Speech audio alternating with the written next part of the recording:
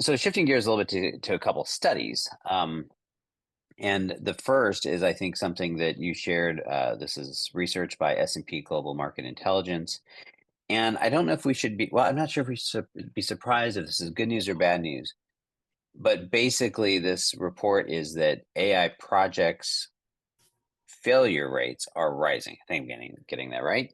Um, Yes. and so the question is, does that mean that AI is failing? Does that mean that organizations are pushing the boundaries, that this is normal? Because we know that in general, IT projects have a relatively high failure rate. So, I mean, I think it's, one of these where you need to be careful what you read into it. But what was your take with this almost tripling, right, of the failure rate that they're reporting? Yeah. I found this study interesting in that AI projects failing seems to be a bad thing. And the idea that AI projects are increasingly being abandoned obviously sounds like the end of the road for AI if you're looking at this from, uh, I would say, an outsider's perspective. But I actually think that there should be more IT project failures. That if companies that are not failing in IT projects right now, that they are not really trying or not really looking at technical challenges that are very meaningful. I think that IT projects have always had some measure of failure, and I think that we are very quick to be able to say fail fast and recover. But when it comes to actually failing, I think companies are shy about what that means. Failing sucks. Failing is hard. Failing means that you actually try your best and don't get to the finish. And failing fast and failing often is from an innovation perspective is sometimes just a piece of the puzzle. I think the real challenge is that companies need to have more of a portfolio of projects and be able to fail in some of them without completely destroying your AI strategy. Yeah, I mean, the part that I think is interesting and challenging around this is the specific wording is that the percentage of companies abandoning their AI initiatives, right? Mm-hmm. That's the specific language. And that's, that's a strong term, right? Abandoning, right? It means like I throw up my arms and say I give up. And so I'm not sure if that's just a choice in art of of what the word they're using or what, but what I thought was most interesting is they cited three reasons that these projects have been abandoned. One is cost, the second is data Mm-hmm. privacy, and the third is security risks. And what is interesting in there is veracity or effectiveness isn't amongst those reasons, and neither is the value equation, except to the degree that effectively what they're saying is the cost outweighs the value.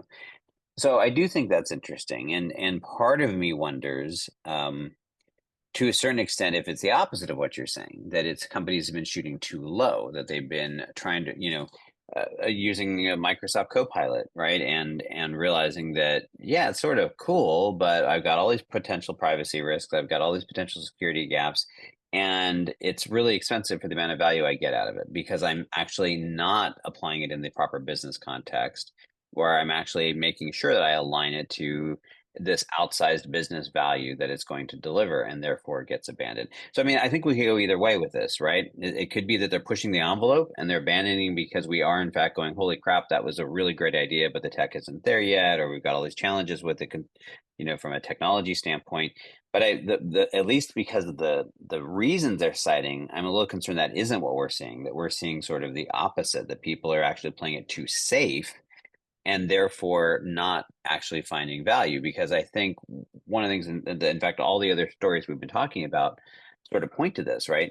Data is critical, but data is only critical if you're actually using AI in a way that that data is meaningful, right? So if I'm taking a Mm-hmm. really simple use case, then the data doesn't matter that much, and there's a lot less at stake. And so I think it's just going to be really interesting to see how this plays out. And I think it goes back to the something that we've talked about is that if you're a CIO and you're going down this road, you need to get laser focused on how you're going to leverage this technology to create value, and then what else you need to do within your organization around it to ensure that it actually succeeds and works. So yeah, Yes. it was this was an interesting study for me. Yeah, one of the stupidest things I've been seeing over the past couple of years is people just throwing out an AI to every employee and hoping that employees magically find the killer use case for AI. That's a horrible way to be able to support AI projects. And if those are the ones that have been failing, then those were doomed to failure to start with. Businesses just need to have a smarter way to be able to think about AI. But I also think that there's also been this focus in AI around simply finding productivity. And productivity can sometimes mean hoping that you can throw out agents or developers and just replace them completely with agents and AI, technical agents, AI agents, and AI. And I don't think that's a good strategy as of yet. I think AI works a lot better as a business partner at this point, something that does somewhere between 20 and 80% of the work and then requires some human oversight, or vice versa. It provides 80% of the work to a human and the human cleans up the 20% that's hard. That's the real use case that has been providing more value over the past year. And I can see how companies taking the wrong approach to AI would now be failing. Perhaps I'm hoping that those are the failures that are happening.